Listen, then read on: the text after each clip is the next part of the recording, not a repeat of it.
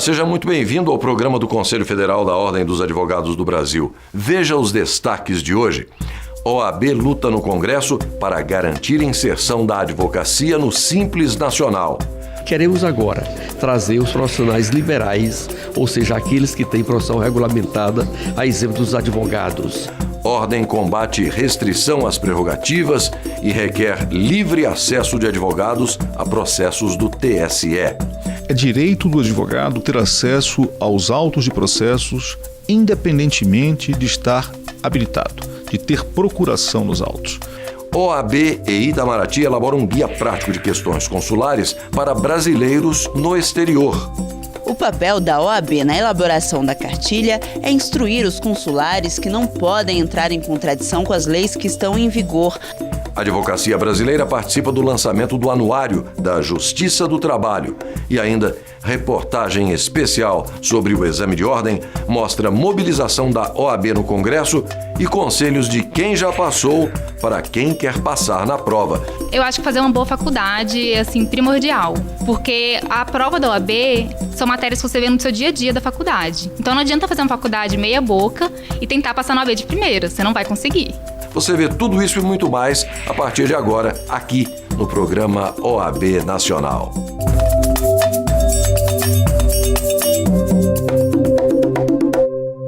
A inserção da advocacia entre os beneficiados com a simplificação de tributos prevista no projeto de lei suplementar 467 de 2008 é uma das bandeiras da Ordem dos Advogados do Brasil no Congresso Nacional.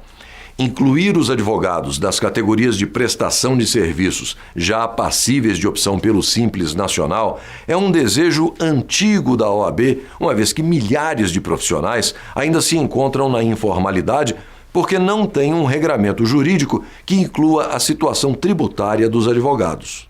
O presidente nacional da Ordem, Ofir Cavalcante, e o vice, Alberto de Paula, foram recebidos pelo senador José Pimentel. O parlamentar também apoia a inserção da advocacia brasileira no Simples Nacional. Isso pode acontecer se for aprovado o projeto de lei suplementar de 2008.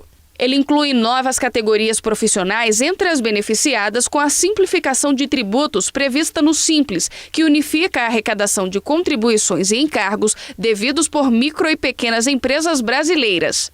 Pimentel será o relator do projeto quando ele chegar à Comissão de Assuntos Econômicos. A construção do Simples Nacional, que trata do empreendedor individual e da micro e da pequena empresa, tem sido um êxito no Brasil. Hoje, temos mais de 6 milhões e 700 mil empresas formalizadas. E queremos agora trazer os profissionais liberais, ou seja, aqueles que têm profissão regulamentada, a exemplo dos advogados. E o critério que nós estamos construindo aqui no Congresso Nacional e dialogando com o governo Dilma é para que o único sistema de exclusão do Simples Nacional seja o de receita bruta, ou seja, todos aqueles que tiverem receita bruta de até 3 milhões e 600 mil reais ano querendo, possa estar no Simples Nacional. Tanto a Câmara quanto o Senado debatem o assunto.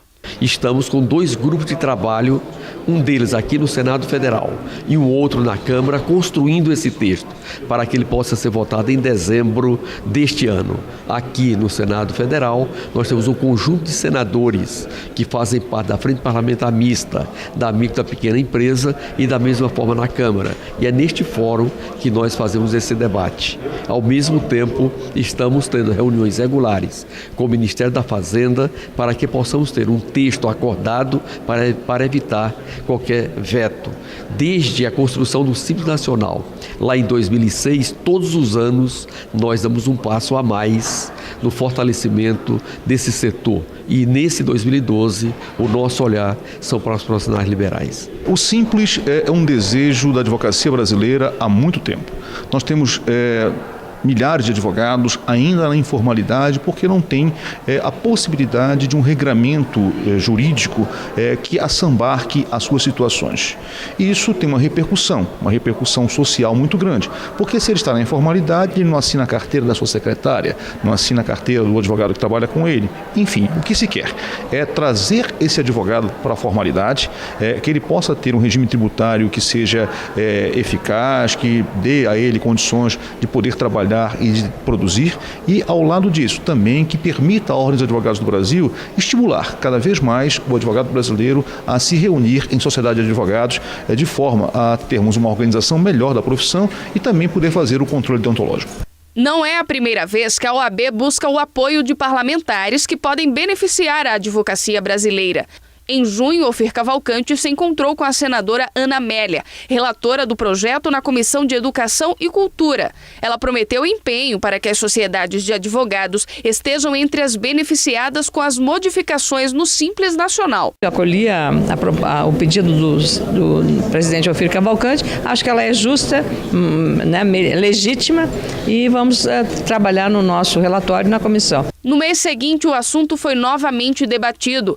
Integrantes da Comissão Nacional de Sociedades de Advogados, presidentes de comissões regionais e o secretário-geral da OAB receberam uma missão: buscar parlamentares que defendam a proposta no Senado Federal. Já há um compromisso do governo federal, inclusive, ao aprovar o Simples, de, num projeto de lei adicional, que é o caso, incluir todas as sociedades uniprofissionais. Então, esse projeto irá beneficiar não só os advogados, como também os médicos e todos os profissionais liberais. Com a aprovação do Simples, todos têm a ganhar. Não há dúvida de que isso será positivo para todos, positivo para o governo, que vai ter uma base de arrecadação muito mais ampla, positivo para a advocacia brasileira, que vai poder recolher os seus impostos dentro e suas contribuições dentro de um patamar de razoabilidade, e positivo para a Ordem dos Advogados do Brasil, porque vai ter a profissão mais organizada. O presidente nacional da Ordem enviou um ofício à presidente do Tribunal Superior Eleitoral, ministra Carmen Lúcia, solicitando a liberação do acesso de advogados aos processos em andamento na Corte. Isso porque uma portaria expedida pela Diretoria-Geral do TSE restringiu o acesso aos processos somente às partes e aos advogados constituídos nos autos e, nos demais casos, condicionou a extração de cópia dos autos à autorização do relator ou do presidente do tribunal. Para a OAB, tal restrição ofende o exercício das prerrogativas profissionais dos advogados.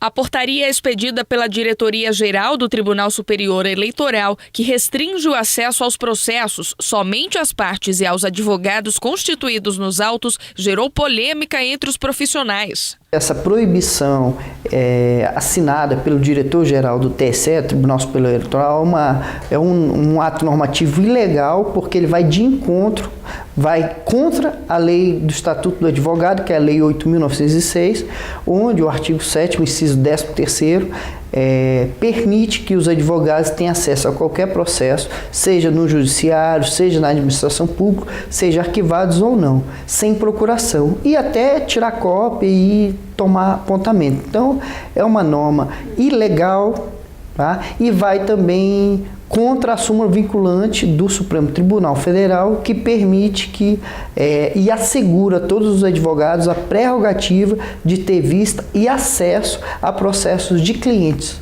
mesmo sem procuração. O presidente nacional da Ordem enviou ofício para a ministra Carmen Lúcia, presidente do TSE, relatando que a determinação ofende as prerrogativas do exercício profissional. É direito do advogado ter acesso aos autos de processos independentemente de estar habilitado, de ter procuração nos autos.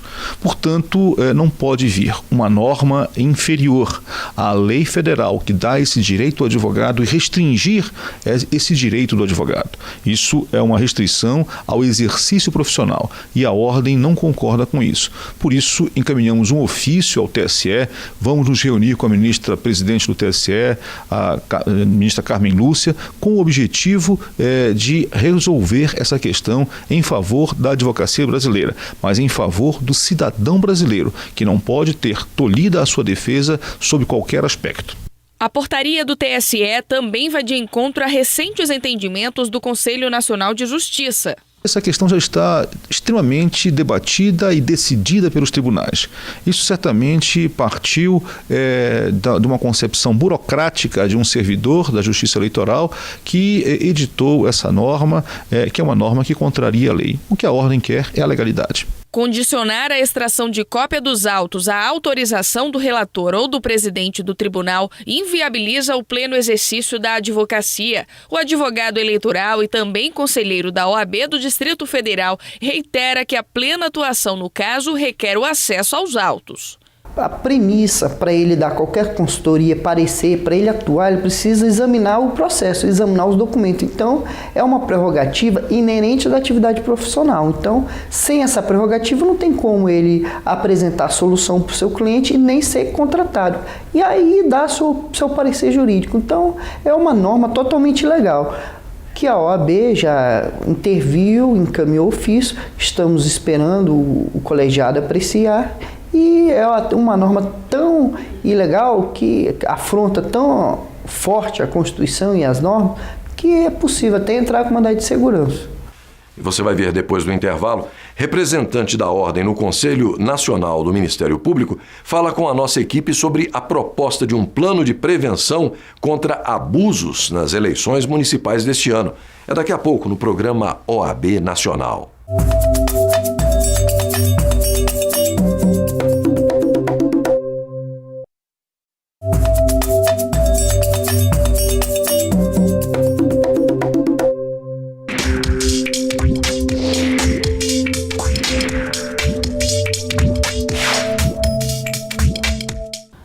Plano de prevenção contra abusos do poder econômico, a poluição ambiental e a corrupção nas eleições municipais de outubro foi proposto pelo representante da OAB no Conselho Nacional do Ministério Público, conselheiro Almino Afonso Fernandes. Sobre esse assunto, eu converso agora com o conselheiro. Como surgiu a ideia de criar um plano de ação para a prevenção desses abusos nas eleições deste ano? A princípio, esse projeto de dignidade eleitoral partiu de uma sugestão de um membro do Ministério Público Eleitoral, que se chama Ari Madeira, promotor eleitoral em Mato Grosso. E ele fez a concepção desse projeto inicial, que, tendo logrado êxito nessa proposição no âmbito da jurisdição dele, da sua zona eleitoral, acredito que é uma experiência muito interessante para que nós possamos estendê-la a todo o Ministério Público Eleitoral para as próximas eleições e as eleições vindouras. Como será feito esse trabalho pelos membros do Ministério Público Eleitoral? Na realidade, uma vez aprovada essa proposição pelo Conselho Nacional do Ministério Público, está em pauta para a próxima sessão, nós iremos sugerir uma série de providências a serem adotados pelo Ministério Público Eleitoral, visando evitar o abuso de poder econômico, político, o uso indevido do meio de comunicação, a utilização de mecanismos de propaganda eleitoral, como carreatas, como a fixação de placas em praças, logradouros públicos, evitando com isso a poluição ambiental, visual e mesmo auditiva.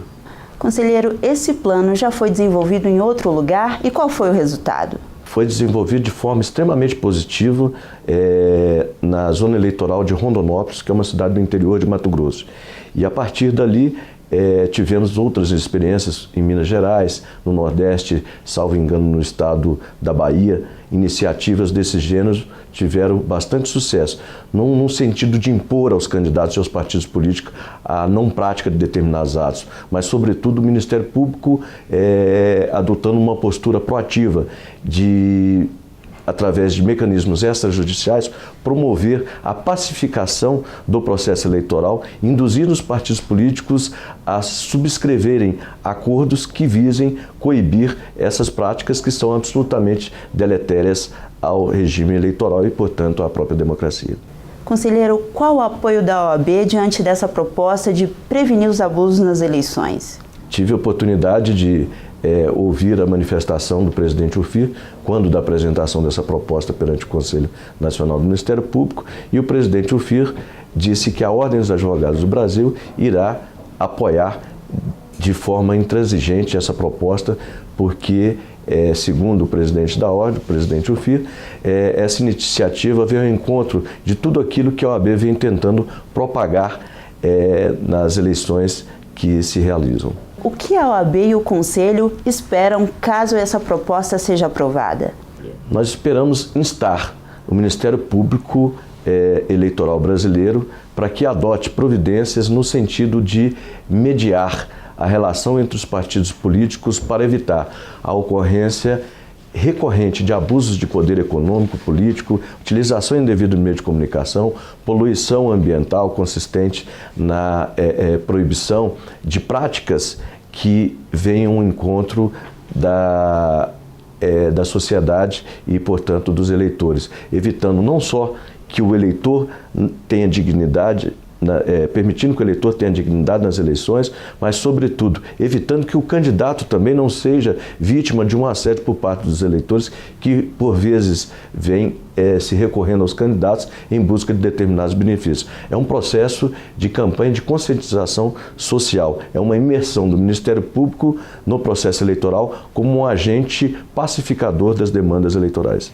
Qual foi a recomendação que o senhor fez junto ao Ministério Público Eleitoral sobre o projeto Dignidade nas Eleições? A proposta consiste em recomendar ao Ministério Público Eleitoral que atue de forma proativa em medidas extrajudiciais visando conciliar os interesses dos partidos políticos. Não se trata aqui a hipótese de nenhum termo de ajustamento de conduta que imponha sanção aos partidos políticos. Muito pelo contrário, busca induzir os partidos políticos a se auto-organizarem no sentido de evitar determinadas práticas que são perversas ao processo eleitoral e que comprometem a legitimidade das eleições. Então é dessa forma que os partidos políticos devem, então, agir nessa prevenção? Sem dúvida nenhuma. E o Ministério Público, juntamente com o Poder Judiciário, poderá permitir que os partidos políticos sentem à mesa e discutam quais são os mecanismos que devem ser adotados visando legitimar cada vez mais as eleições e permitir que o eleitor tenha uma dignidade eleitoral e o candidato também, da mesma forma, seja respeitado nas eleições, não sendo vítima de assédios por parte dos próprios eleitores que buscam, de forma recorrente, obter benefícios no momento eleitoral.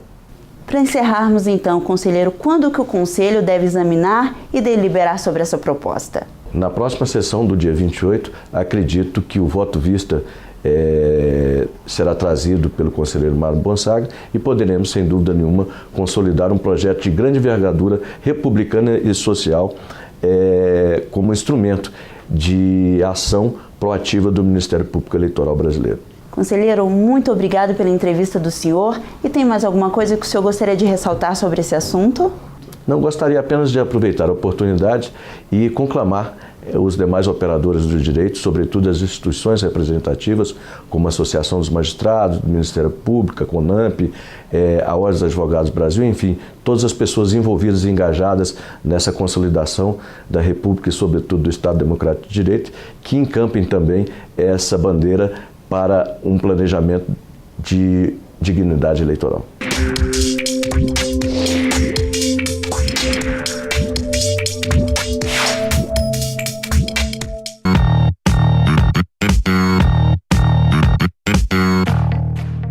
Nos dias 27 e 28 de agosto, a IOB Educação, em parceria com a Informa Group, vai realizar o 20º Simpósio de Direito Tributário em São Paulo. O evento é destinado a executivos e profissionais da área e terá a participação de especialistas de empresas e órgãos públicos. Mais informações pelo telefone 0800 724 7774. Estão abertas as inscrições para o 2º Congresso Jurídico Ana Magis e IUNIB. O evento acontece nos dias 31 de agosto e 1º de setembro, em Belo Horizonte, Minas Gerais. Mais informações pelo telefone 31 3031 0929. Estão abertas as inscrições para o 34º Congresso Nacional dos Advogados Trabalhistas, o CONAT. O evento vai acontecer entre os dias 5 e 7 de setembro em Maceió, Alagoas.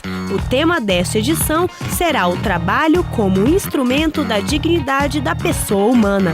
As inscrições podem ser feitas pelo site www.conat.org.br. E nós vamos fazer uma breve pausa para o intervalo, mas a seguir você confere: OAB e Itamaraty elaboram um guia prático de questões consulares para brasileiros no exterior. E veja também, a Advocacia Brasileira participa do lançamento do Anuário da Justiça do Trabalho. É no próximo bloco. Até já.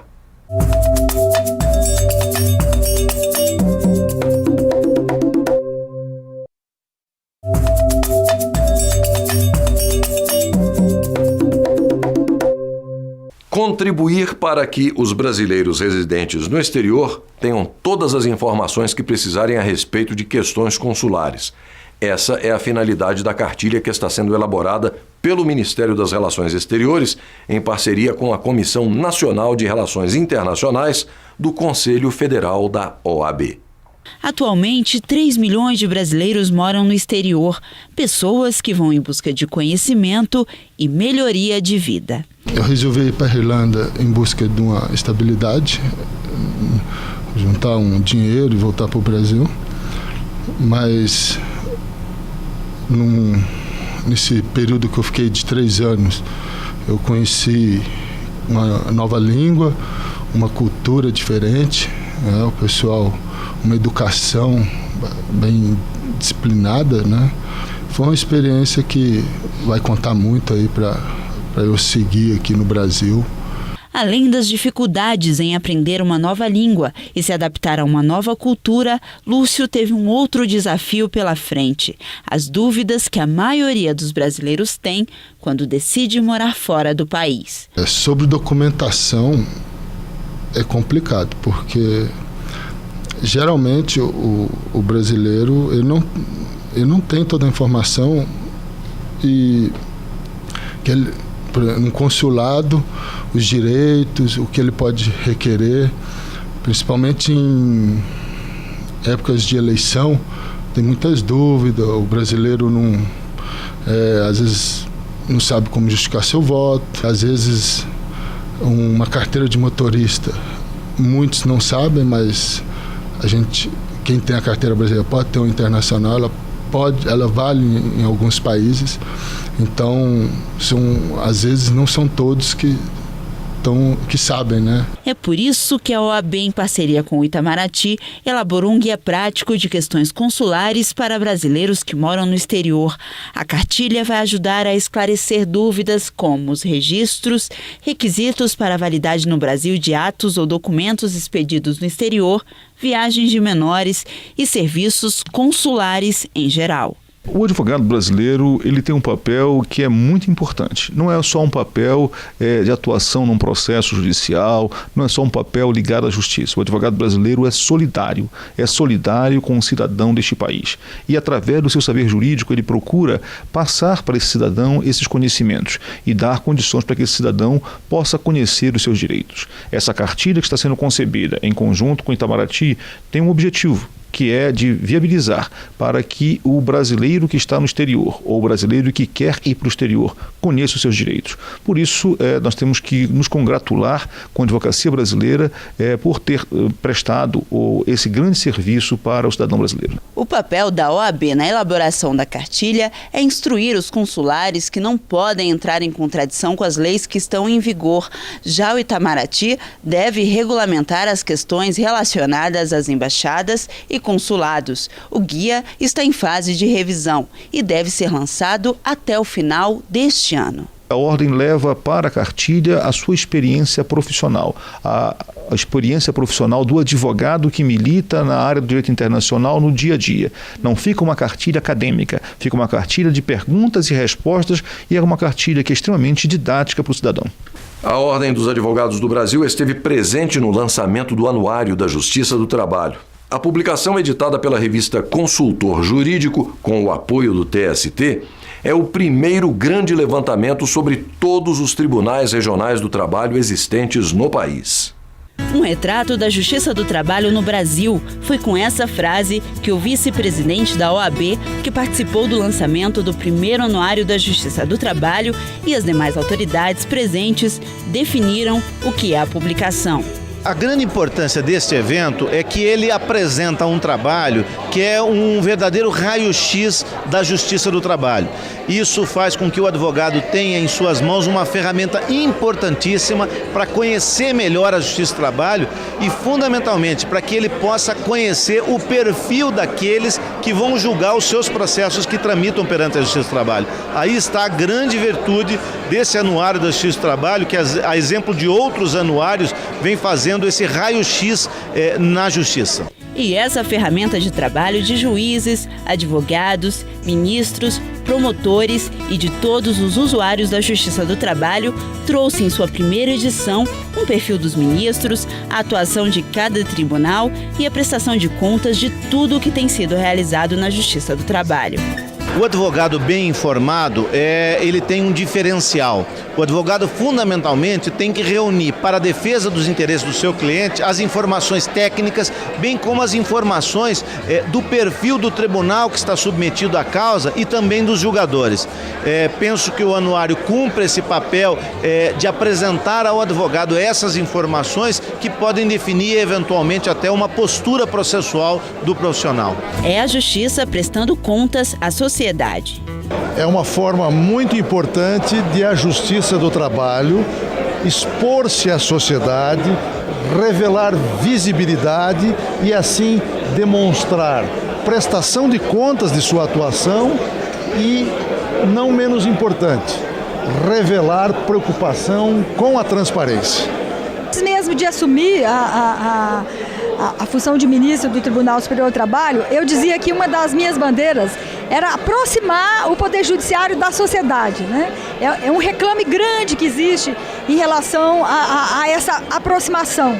E considero que o anuário ele vai contribuir muito, né? E contribui também para a transparência. É importante que os advogados, que a sociedade tome conhecimento do perfil de cada ministro, do perfil de cada desembargador, da atuação de cada tribunal. Então, acho que é um momento lindo que nós estamos vivendo na sociedade, que é essa aproximação, essa transparência e essa interação do judiciário com a sociedade. E a OAB contribui muito para isso, sempre contribui. A publicação é uma iniciativa independente da revista Consultor Jurídico e tem o apoio institucional do Tribunal Superior do Trabalho. O anuário revela que em 5 anos, a Justiça do Trabalho repassou mais de 56 milhões aos reclamantes, que em maioria são os trabalhadores, uma forma de mostrar o desenvolvimento do país. Como diz a capa do anuário, ele traz a justiça do Brasil que trabalha. A gente tem as pessoas têm uma noção um pouco deturpada da justiça do trabalho, que é aquela justiça que protege a pessoa que perdeu o emprego. Isso está mudando um pouco e o anuário mostra isso, que a justiça do trabalho hoje é do trabalho, é do desenvolvimento do país. Ela não tem um lado ou do trabalhador ou do empregador, ela tem um lado do trabalho. Então eu acho que essa é uma visão que a gente, ao fazer o anuário, a gente aprendeu essa lição. Daqui a pouco, depois do intervalo, reportagem especial sobre exame de ordem mostra mobilização da OAB no Congresso e os conselhos de quem já passou para quem quer passar na prova. Você não pode perder, nós voltamos em instantes.